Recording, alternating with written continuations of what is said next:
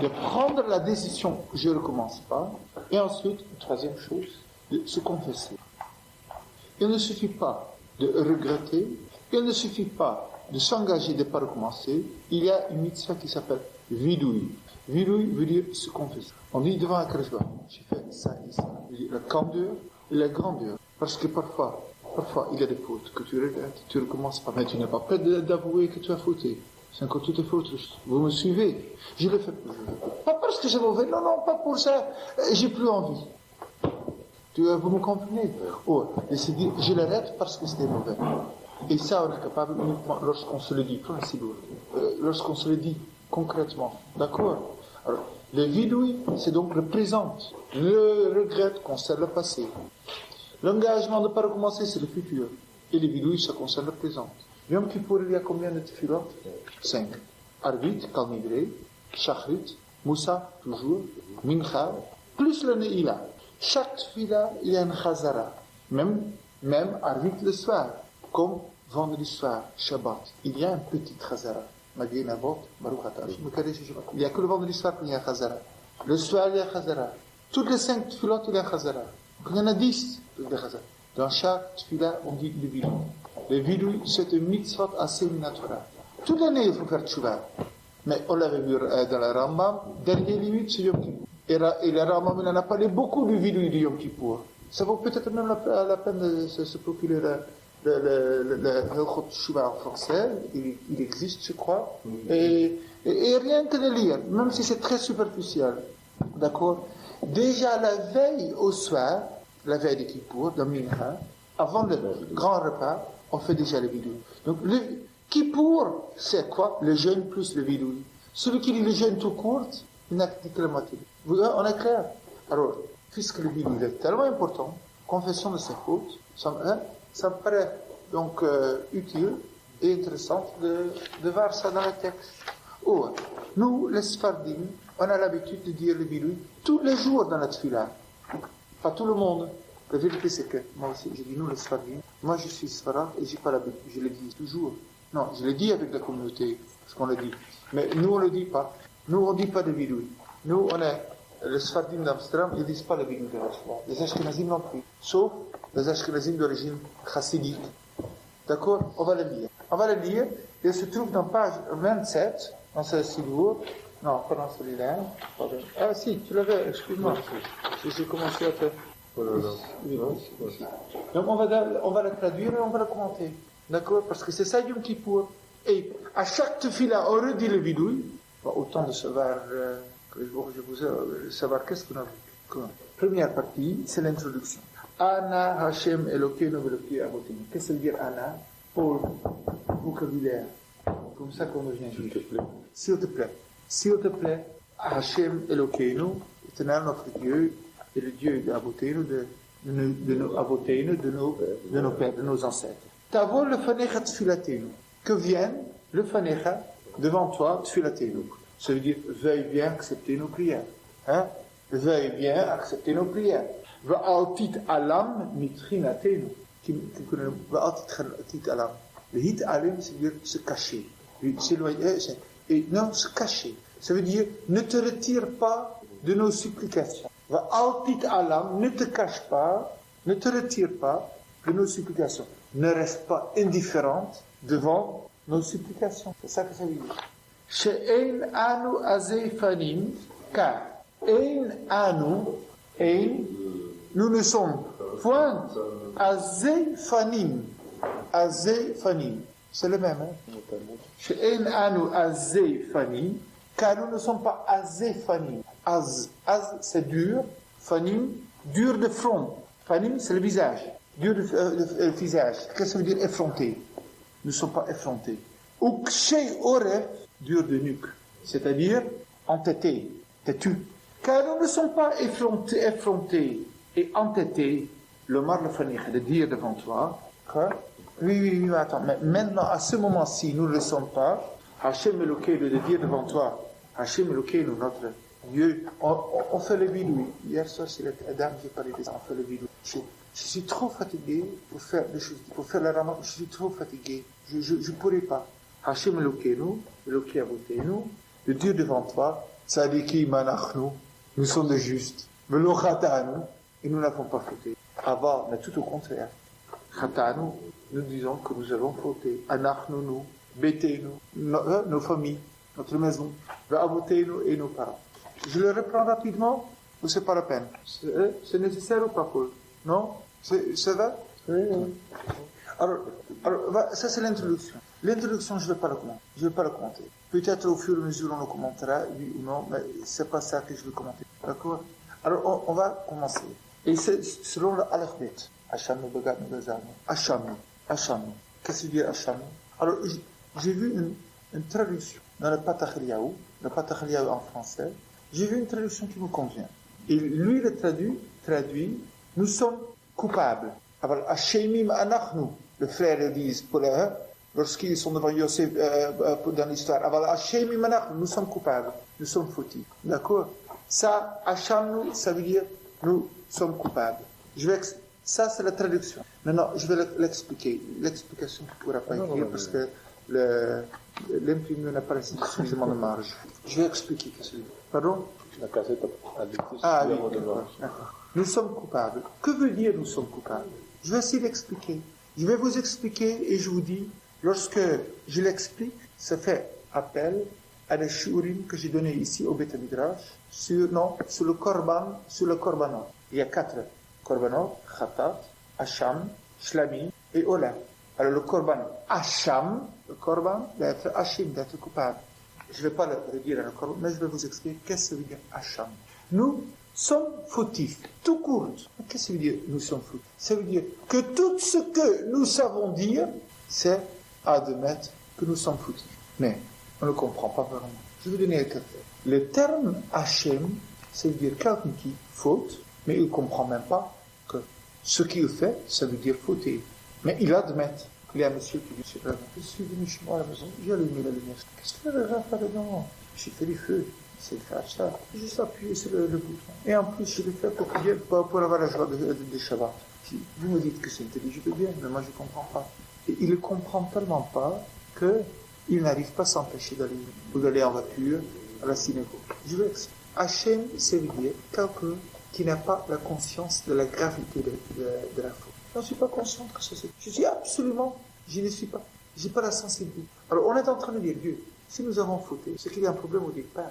Pas forcément qu'on a voulu fauter. C'est peut-être encore pire, c'est sens. Et si je vis, on vit tellement dans un contexte dans lequel on entend tellement de choses qu'on n'arrive pas vraiment à se convaincre de la gravité. L'un il dit, si j'ai pas mis la tuile, alors le monde va pas s'écrouler. Le monde il va s'écrouler.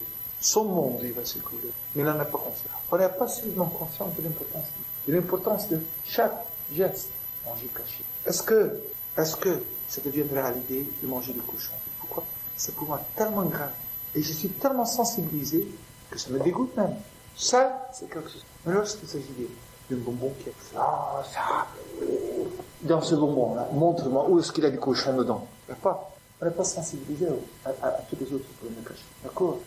À chaque nous, la première des confessions qu'on fait, il se porte. Peut-être on vit dans un monde, et peut-être nous sommes désensibilisés. On n'est pas sensibilisé.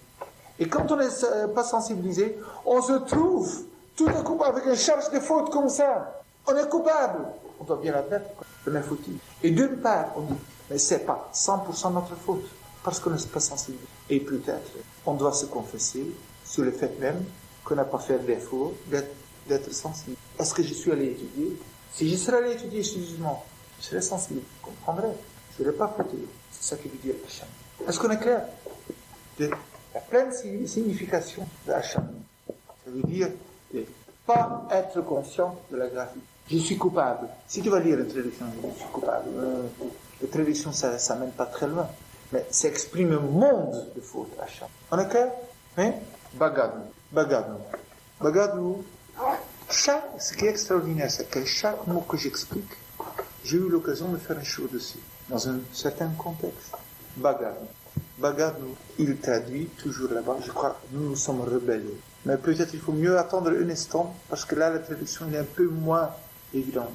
Bagadnou, moi je le traduirais différemment, Bagadnou. Littéralement, l'ivcote, ça veut dire se révolter. Mais je vais d'abord expliquer, peut-être on trouvera la meilleure façon. Se révolter, se rebeller. Mais, à mon sens, Bhagat nous exprime encore un terme qui a quelque chose de clément. Il veut dire, c'est se rebeller, mais pas dans le sens le plus vilain du mot. Rebeller dans le sens, pas être authentique. On n'est pas authentique. Je donne un exemple. Je suis quelqu'un qui n'est pas authentique. Mais lorsque je mets un beau costume, et je viens quelque part, tout le monde, il vient devant, je suis, etc. D'accord. Mais peut-être avec beaucoup de respect. Il est le contraire. Si je m'habille très mal, très vilain, tu as beau être quelqu'un de très très, comme n'importe qui. Ça veut dire quoi? Pas être entier, ça veut dire les choses, l'habit, il déforme les choses. Être déformé. Vous me comprenez? Il est déformé. C'est pourquoi en hébreu, le mot baguette, bagat. C'est le même radical qui exprime aussi bien fausser la chose. Baguette, fausser la chose. Vous me comprenez? Un habit, il existe d'autres mots pour l'habit. Salma, qui exprime donner les shlimut. Ça peut exister. C'est une autre dimension. C'est une autre. Alors, baguette, ça veut dire, on n'était pas authentique. J'explique. L'autre jour, j'ai expliqué quelque part qu'est-ce que ça veut dire pas trop. Je vais vous donner l'exemple très brièvement. Personne n'est content de vivre dans ce monde. Pourquoi? Toute personne, il est confrontée à un double sentiment. À la fois, je sens que je pourrais être beaucoup plus grande et que je suis pas celui que je pourrais être, que mon âme m'aurait permis d'être. Et à la fois, je sens que je ne peux pas être plus grande que ça. L'homme est confronté à un double sentiment. La puissance et l'impuissance.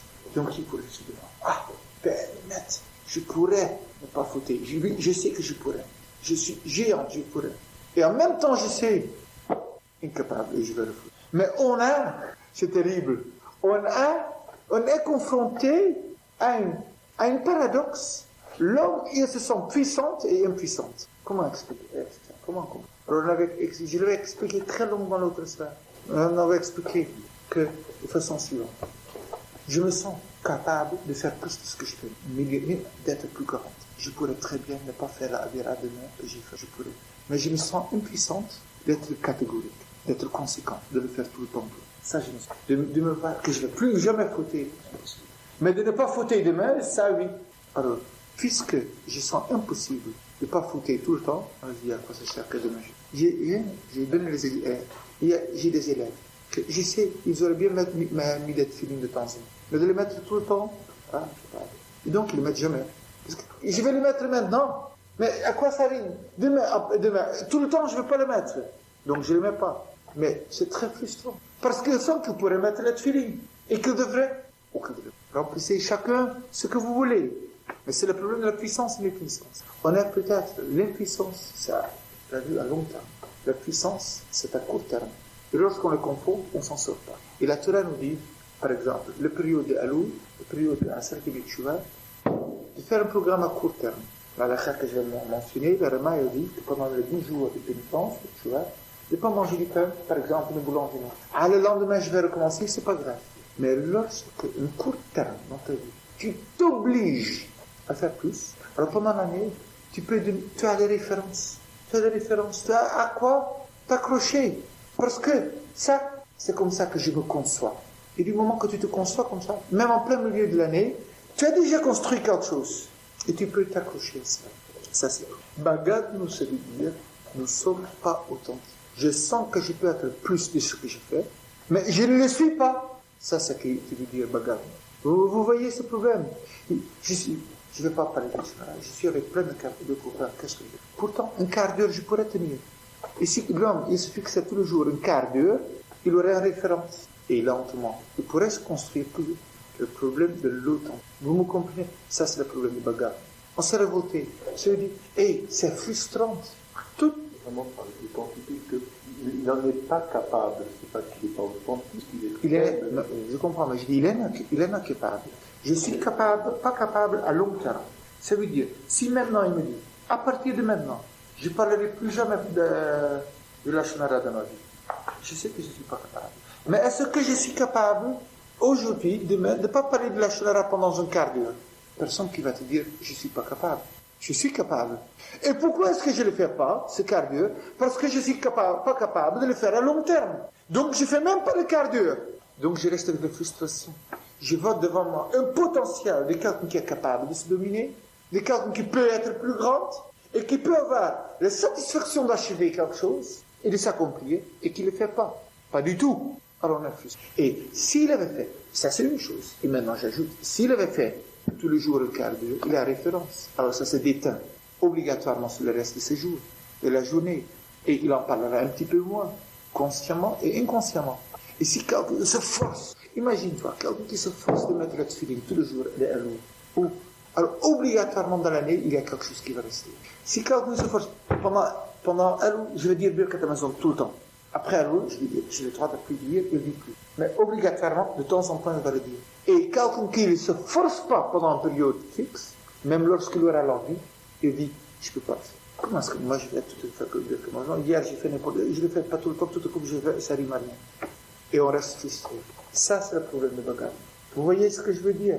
Donc, je ne saurais pas le traduire, Bhagavad. On le traduit avec, on s'est rebellé. Mais moi, j'aurais dit, on s'est rebellé contre nous-mêmes. Se rebeller contre soi-même. Dans le sens, nous ne sommes pas authentiques. Pardon? Oui, non, mais si tu dis ça, alors de nouveau, tu ne commenceras pas. Si tu dis ça, alors tu ne commenceras pas. Parce que je sais que je ne peux pas, alors ça rime à rien. Donc, il ne faut pas s'occuper de ce problème de contenu. Il faut dire, je vais le faire pendant un an, et après, au contraire, je vais m'arrêter. Parce que je le fais pendant cette période. Parce que ça, je suis capable. Et peut-être après, il s'arrête. Ça reviendra. Tu me comprends? Si c'est fait dans une optique saine. Vous me comprenez? Donc, Bhagavad, on s'est rebellé, et entre parenthèses, contre soi-même, en quelque sorte. Et pas être authentique. C'est le problème personnel. C'est pas encore se rebeller contre Akadosh Baruch Hu. C'est plus grave. Parce que, quand tu ne fais pas une mitzvah, tu le fais par un faux compte. C'est pas parce que tu dis, tu veux pas le faire. Je veux le faire. Mais je dis, à long terme, je ne pourrai pas. Et puisque tu ne peux pas à long terme, je ne le fais même pas à court terme. Mais à court terme, je le fais. Pourquoi tu ne le fais pas? Parce que tu te rebelles contre toi-même. Tu vois la démarche. C'est ce que j'appelle, on ne s'est pas efforcé d'être authentique. Et après, tu as l'impression de marcher à côté de c'est pas ça que je veux dire. Mais de ne pas être toi-même. Tu regardes à côté, mais où suis-je donc? Je devrais être là, mais je n'y suis pas. Ça, c'est Bhagavad. D'accord? Gazal.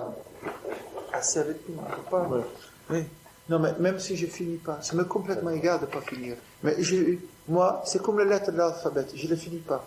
Mais ce que je vais montrer, c'est que chaque mot, ça veut dire quelque chose. Même si je n'arrive pas à expliquer chaque chose, je préfère expliquer 2 mots bien, et que tu sais que le reste, il est précieux, chaque mot, même si je ne le sais pas, que d'expliquer tous au moins, je dis, oui, on a appris quelques mots.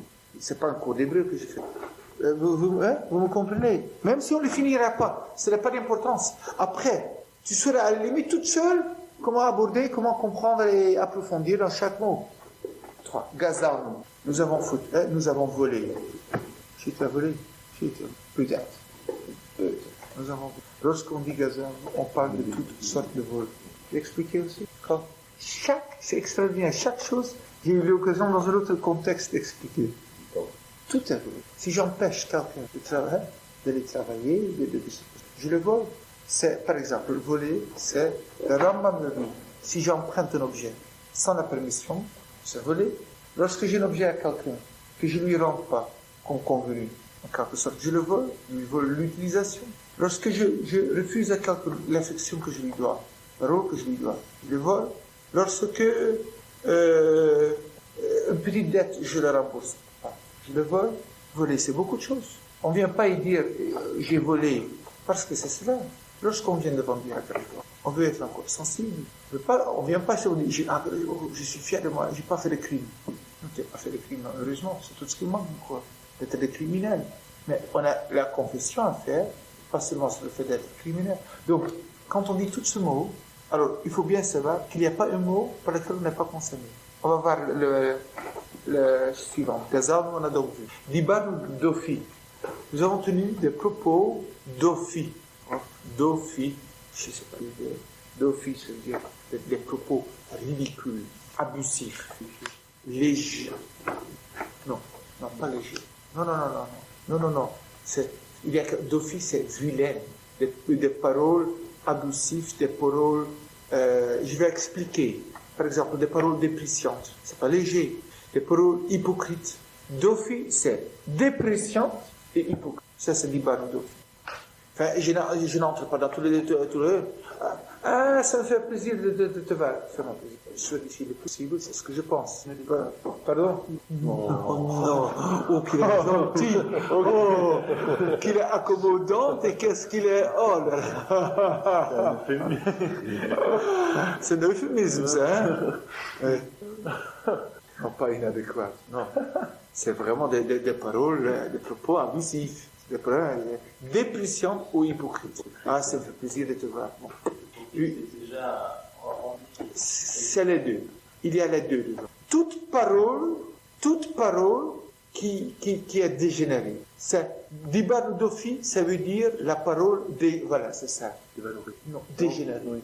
Dégénérée. On a tenu des paroles dégénérées. C'est quelque chose de grossier. C'est peut-être des paroles grossières. Oui, ça peut-être ça fait aussi partie de cela, mais j'ai pas vu ça dans le Sphérine.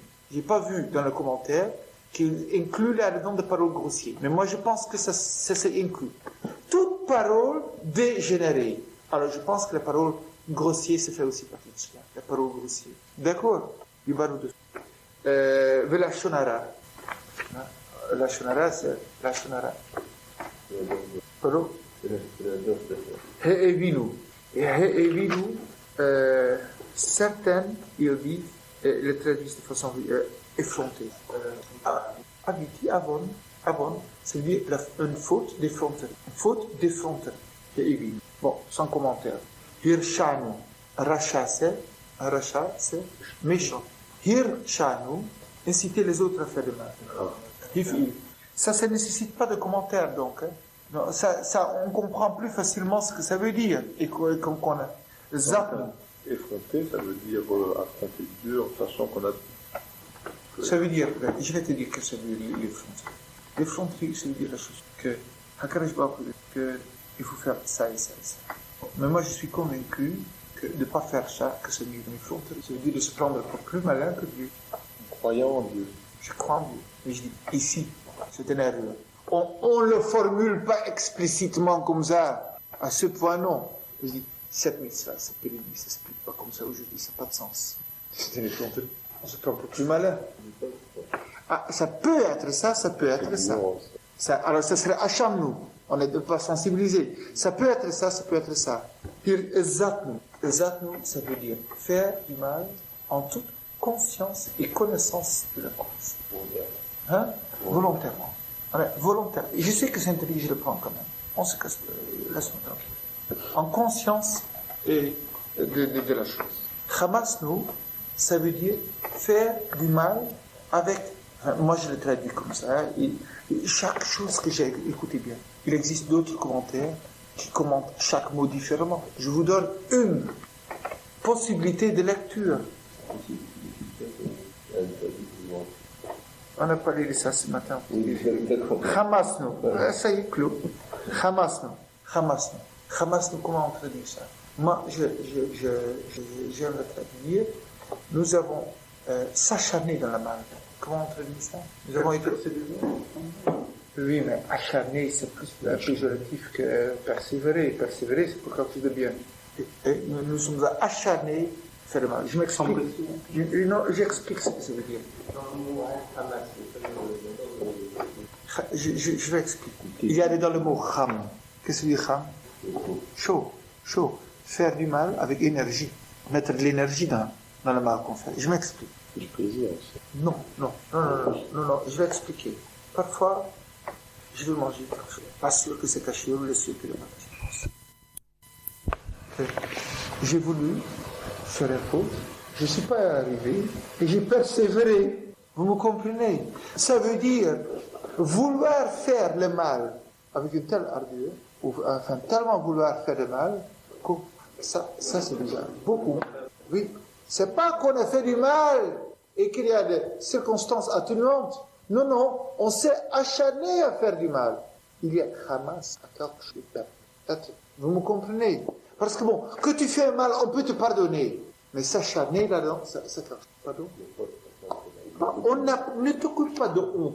Lui, toute seule. Pas on a prévenu. Laisse la personne toute seule avec lui-même. Il sait que c'est mauvais, il sait que c'est mauvais, et il s'acharne. Pardon? Le même, voilà, c'est quelque chose de parfait. C'est ça, Hamas. D'accord? C'est quelque chose. Hamas. Tafal ou shaker. Ça, tafal ou shaker, ça veut dire dire des mensonges. Dans tous les sens. Les grands et les petits, hein. Oui, oui. Non, il n'est pas là à la maison. Heureusement que tu as dit ça, parce que je suis là au téléphone. Ya'atsno et Tsotraot. Non, à peu près radical. Qu'est-ce que je dis? On a dit des mensonges. Pas d'autres gens. Je viens de te donner un exemple. Hein? Votre dame est à la maison? Non, elle est juste sortie. Là, on ne veut pas l'avoir à l'appareil. Bien sûr, elle est à la maison. Dire des mensonges. Ça n'a rien à voir avec la shonara. Dire des mensonges. D'accord? Ya'atsno et Tsotraot. Nous avons donné de mauvais conseils. Plusieurs choses qui sont représentées là-dedans. Tout d'abord, on me demande conseil. Et je l'écoute à moitié parce que la personne. Et je lui réponds n'importe quoi. Un conseil qui n'est pas mûri, qui n'est pas bien réfléchi, c'est pas bien fait. Ça peut être pire. Que je m'aperçois que son intérêt est contradictoire avec le mien. Et que je vais d'abord chercher mon intérêt dans le conseil que je lui donne. Ça, c'est encore pire. Bref, tout mauvais conseil qu'on donne, parce qu'on n'a pas bien réfléchi, c'est grave. Il y a Atman et Sokra. Kizavnu, c'est Kezef. C'est aussi mensonge. C'est un synonyme de mensonge. Je sais pas la différence maintenant. Je sais pas maintenant la différence entre Tafal ou Sheker et Kizavnu. Peut-être Tafal ou Sheker, il faut pas la prendre dans le sens mensonge, mais Tafal, peut-être, je peux proposer une autre explication. Tafel, ça veut dire être secondaire. Tafel. Nous sommes prêtés à de mauvaises causes. Ça veut dire, non, pas du tout le mensonge. Quelqu'un, il veut faire du mal, je sais très bien ce qu'il veut faire, c'est du mal, et je suis prêt d'aller l'aider. Tafel, être tafel, secondaire, au mal, ça veut dire, on a supporté le mal. Ça aussi, c'est une traduction possible, tafel. On a soutenu le mal. On s'est prêté aux mauvaises choses. Se prêter aux mauvaises choses. Tafalnu, sheker. Vous voyez, peut-être ça me convient encore plus dans Tafalnu, sheker. Et donc, kizavnu, c'est le mensonge. Latsnu, c'est la moquerie. Latsnu, on s'est moqué, on se moque de tout. Latsnu. Maradnu, on s'est révolté. Mais pas comme bagadnu, pas contre soi-même. Ici, c'est véritablement la contestation. Bagadnu, on s'est révolté, mais c'était en fin de compte contre soi-même. Maradnu, c'est la vraie révolte. Il y a Latsnu et l'autre Satsnu. C'est pareil? Latsnu et l'autre Satsnu. Ah, Latsnu, c'est pareil. C'est des synonymes. Nous ne l'avons pas. Alors c'est pour cela que je dis ça. Maradnu, on a eu. Ni Atsnu. Je pense que Ni Atsnu, ça, le Naetz, ça veut dire faire des choses abominables, dégoût. Ni Atsnu, faire des choses qui sont vraiment indignes. Être indigne. Vil. Être vil. Des choses qui ne sont pas dignes. Vous voyez que ça fait vraiment vil. Oui, tu veux? Oh, je vais te dire. Parce que tu l'as, tu me le demandes. Il veut le concrétiser. Alors je vais te dire. Je vais te donner ce qu'il a vu. Le Gemara dit que au Botsea Berech Hashem. Au Botsea Berech ni Etz Hashem, pardon. Lorsqu'il coupe son pain, et lorsqu'il fait un bracha, ni Etz par rapport à Hashem.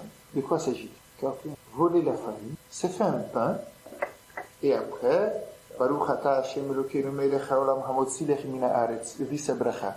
La Gemara, elle dit ça à propos du mitzvah Haba Ba'avera, ni Etz. Là, on emploie ce terme. C'est indigne. Tu peux pas. Je viens de faire une Avera, et sur le dos de cette Avera, maintenant. Hein? Pareil. C'est dans le même souvenir. Pareil. Ni Etz. Indigne. Vil. D'accord? L'idéal, c'est de ne pas voler la farine. Bon, maintenant, puisqu'il est voleur, il a volé la farine. Est-ce qu'il faut la brancher ou est-ce qu'il ne faut pas la brancher? Je n'entre pas dans la limite de la Gemara. Parce qu'il y a beaucoup de détails là-dedans. Mais je veux uniquement exposer le problème de Niatsnu, pas d'étudier le sujet. Sararnu, dévier du droit chemin, du chemin. Avinu, c'est comme He Evinu. On l'a déjà eu. L'effronterie. Et parce que l'effronterie, c'est le pire de Averot, un commentaire dit, c'est pour cela que c'est le seul faute qui est répété. Pourquoi il est répété? Parce que dans l'optique que He Evinu, lui, un commentaire qui dit que c'est l'effronterie, Avon, c'est la faute. Vraiment, d'accord? Alors, parce que celui-là, il est le pire de tout, on l'a répété. Pachan, pécha. Pécha, ça fait la faute de shogeg. Pécha, avon et pécha. Pécha, c'est shogeg. Chet aussi, c'est shogeg. Mais ici, pécha par rapport à avon aussi, c'est avon de pécha. Pécha, c'est moins que avon. Non, ça, je crois pas. Sararnu, on a opprimé. Shogeg, inventé. Sararnu, opprimé. On a opprimé les autres. Opprimer quelqu'un. Ça peut être physiquement, comme ça peut être verbalement. Faire souffrir quelqu'un, littéralement, sararnu. On a fait souffrir quand quelqu'un, par exemple, on est sarcastique. Tu fais souffrir quelqu'un. Tu fais vraiment, tu deviens son oppresseur. C'est sararnu. C'est aussi dibarnu dofi. Ça entre dans deux catégories. Les paroles abusives, et ça s'appelle faire souffrir quelqu'un. C'est certaines fautes qui entrent dans plusieurs catégories. Sararnu, ça veut dire faire souffrir les autres. Physiquement, moralement, mentalement, tout le sens. Sararnu. Sar, étroit. Sararnu. Kishinu orif, on était entêtés. On a dit, non, dans l'introduction, on l'a rencontré. Mais pas dans la confession. Pas dans la vie humaine. Seulement, l'omar le fanecha, on l'a eu dans l'introduction, mais maintenant on dit, bon, on a peut-être pas ce moment, mais pendant l'année on l'a été. Maintenant, à Yom Kippour, qu'on fait les vidouilles. Maintenant on n'aurait pas le violon, mais pendant l'année, on a bien eu l'occasion, tu comprends? Maintenant on ne l'est pas, c'est ce qu'on dit dans l'introduction, mais pendant l'année on l'a été. Rachanu, c'est bien. On avait été rachat, mauvais. Mais ça veut dire, on a fait du mal, dont tu ne tires même pas de profit. Faire du mal pour le mal. Tu fais du mal complètement désintéressé. Vraiment, c'est une autre sorte de vice. Tu fais du mal pour le mal. Rachan. Shichatnu, nous avons détruit. En fin de compte, quoi et qui? Moi, nous-mêmes. Lorsqu'on fait du mal, on sait que ce qu'on démolit, ce qu'on dégrade, Shichatnu, en fin de compte, on se détruit. On détruit le monde et on se détruit. On en est conscient. On en est conscient que Tiavnu, c'est un terme d'abomination. To'eva. On a fait des abominations. Je ne saurais pas donner un exemple concret de ce que ce terme est. Ta'inu, c'est le dernier. On est en taf. Ta'inu, on s'est égaré. En dernier lieu, on dit, il y a des choses. Parce que tout simplement, on ne connaissait pas le bon chemin. On s'est égaré. Donc, est-ce que Ta'inu, c'est grave? Pas tellement. Mais Ta'inu, vetitanu. Qu'est-ce que dit vetitanu? Non. Regarde bien le mot. Faire errer les autres. Donc, ça va ensemble. Ta'inu vetitanu. Vous voyez ça dans la lecture. On s'est égaré. C'est pas ça qui est tellement grave. Mais lorsque on a demandé, lorsqu'on a pris un chemin, parce qu'on ne savait absolument pas où on était en train d'aller, on a averti les autres qui ne te suivent pas. On dit non, venez avec moi, parce que je ne vais pas être le seul à m'égarer. Alors, tu fais semblant de connaître le chemin, on est en train de te faire comme moi. Et on entraîne les autres dans notre comportement, mais tandis qu'on n'est pas du tout sûr de notre propre comportement. L'essentiel, c'est que je ne suis pas seul. Alors, donc la confession, c'est pas tellement Ta'inu. Vous me comprenez? Mais Ta'inu vetitanu. On s'est égaré, bon, et encore. Mais dans notre égarement, on a tenu à entraîner les autres avec nous. C'est ça Ta'inu vetitanu. Mais ça correspond au chat. Oui, Adam, oui. Non, de Chava, pas d'Adam Arishon. Elle, lorsqu'elle a donné à... Pourquoi il a mangé? Non, de Chava, pas d'Adam Arishon. Chava, on ne peut pas. Adam, lorsque Chava l'a foutu, elle a donné à son mari. Ta'inu, c'est égaré, elle ne savait pas si c'était de rester seule. Même en tant que fauteur, il me faut un copain. Imagine-toi, que j'arrive dans la Guinée et que je suis seul. C'est bien. Ça, c'est pas possible. Non, ça, c'est pas humain. C'est pas humain. Il me faut quelques autres avec moi. Est-ce que ça ne correspond pas à Ircharnou? C'est pas la même chose. Parce que Ircharnou, c'est aussi un cité. Ircharnou, c'est... Non. Ircharnou, c'est... Je sais que c'est mauvais et je n'incite à faire du mal qu'à la limite, moi-même, je ne le fais pas. Causer quelqu'un d'autre à faire du mal, ça c'est vilain. Ici, je me suis égaré, je ne sais pas si c'était le bon chemin. En tout cas, je ne dis pas que les autres. Je ne savais pas si c'était mauvais, oui ou non, mais je ne savais pas que c'était bien. En tout cas, je me suis présenté avec lui. J'ai dit, oui, faites comme moi, faites normal comme tout le monde. Mais est-ce que tout le monde le fait bien? Non, je ne sais pas. Peu importe. J'entraîne les gens d'être dans les normes. Je suis le norme ou on entraîne dans les normes. Même si on ne sait pas si les normes sont bons ou non. Le mal sans profit. Le mal sans profit? Non, ça veut dire. Oui, le mal sans profit, c'est quelque chose de pervers. Je veux dire. L'homme est capable de faire le mal sans profit. S'il n'en serait pas capable, il ne pourrait pas faire le bien sans profit. Il est capable de faire le bien sans profit. Je ne vais pas expliquer tout ça. Non, mais ça veut dire, si tu me demandes, l'homme peut tomber si bas, la finalité, c'est pas ça. Mais parce que il faut que le potentiel existe pour qu'il puisse être un homme le plus grand. Tu comprends? La finalité, elle est dans le bien, pas dans le mal. Mais si le mal sans profit n'existe pas, alors le bien sans profit n'existe pas. Selon la finalité, il est là-haut. Et c'est ça qui me permet que l'autre existe. Tout ce que le sarnomi mitzvoter. Maintenant, ça y est, on a fini le vidéo. Et maintenant, donc, on le clôture. Le sarnomi mitzvoter. On s'est dévié de tes mitzvot. Ou mimishpater et de tes mishpatim. Hatovim. Qu'on reconnaît qu'ils sont bien. C'est pas qu'on reconnaît pas qu'ils sont pas bien. Mais on reconnaît qu'ils sont bien. Velo shavan. Et tout ça ne nous a servi à rien. Va'ata. Et toi, tu es tzaddik al kolabali. Sur tout ce qui va arriver sur nous. On sait comment. Et on justifie. Qui émet ta cita, mais on demande quand même, ne le fais pas. Qui émet ta cita, car ce que tu as fait, c'est véridique. Et nous avons fait le mal. Et tout de suite, fini la vidéo. Tout de suite après, faut pas rester sur ça. On commence à dire les shalosh esrimidot, à invoquer les 13 qualités de miséricorde de HaKadosh Baruch Hu. Je ne vais pas commenter ce passage maintenant. Mais tout de suite après, quand tu as dit tout ça, HaKadosh Baruch Hu, toi tu as pardonné, tu es aussi avant, tu partages les fautes, tu as toutes les 13 qualités de miséricorde de HaKadosh Baruch Hu, on le dit tout de suite après. Il ne faut pas attendre, il ne faut pas parler entre les deux. Systématiquement, le premier passage dans certaines communautés, certaines personnes qu'on n'est pas. Alors, voilà, il y en a qui ne disent pas du tout ça, le vidéo. Ni le premier, ni le deuxième. Ni le premier, ni le deuxième. Qui ne disent pas du tout. Pardon? Ils sont... Ça, c'est autre chose. C'est ça. C'est ça qui est la Mais à Kippour, on les dit tout de suite après ou... À Kippour aussi, on le dit. On le dit tout le temps à Kippour, Shalosh Esrei Midot. On le dit tout le temps. Implorer les Chesed Hashem. Excusez-moi, mais une question pratique. La confession de ses fautes personnelles, on le fait juste après le vidéo. Non. Ça, c'est la confession de ses fautes. Non, mais ses fautes à soi en particulier, toutes mes fautes. Mais je comprends, elles sont incluses là-dedans, mais si on veut détailler, tu peux les détailler dedans. Dedans, tu peux insérer les phrases que tu veux. Ici, dedans. On peut s'interrompre avant de dire, par exemple, Vetita, avant de dire Vesarnu, là, après Vetitanu, avant le Vesarnu, le dernier passage, et les dernières phrases, je dis, moi j'ai fait ça et ça et ça. On peut le dire là, avant de dire Vesarnu. C'est pas la peine de dire à un autre endroit, c'est ici. Donc, si on veut, on a le kavana de s'acquitter avec ce vocabulaire.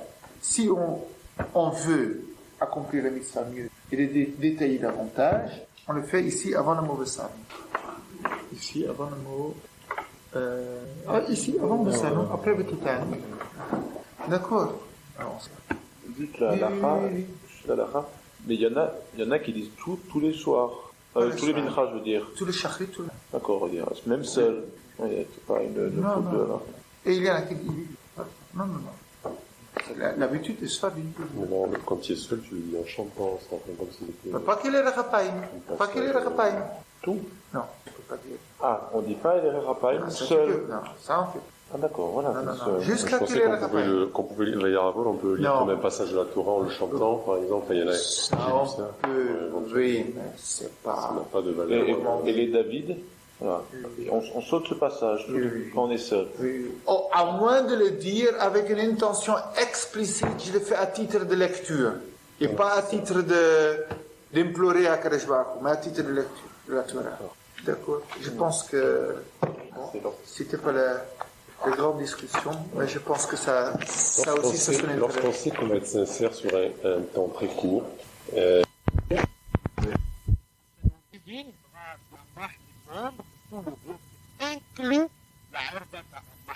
a pu dominer aussi l'Égypte.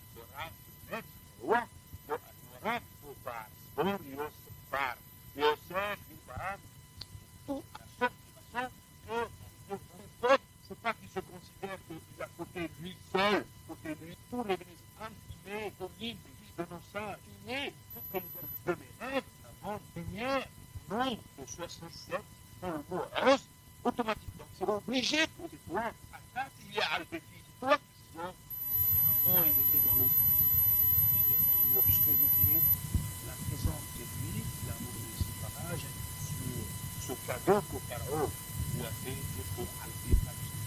Mais, chez l'Onachak, la bouche qui n'a pas embrassé la femme de Potiphar, eh bien, on donnerait des récompenses bouche. C'est elle qui ordonnera, c'est elle qui guidera l'économie de tout le monde. Parce que tout le monde est venu se faire de vous. Regarde, il y a la Torah, ouais, mais regarde, Bayar, Elohim, et Sarah qui donne, on reviendra toujours à ces lumières que l'Éternel a fait au de Bayar, a vu. Alors, aujourd'hui, on dit à Yosef, regarde, c'est-à-dire pour préserver le premier verset de la prophétie.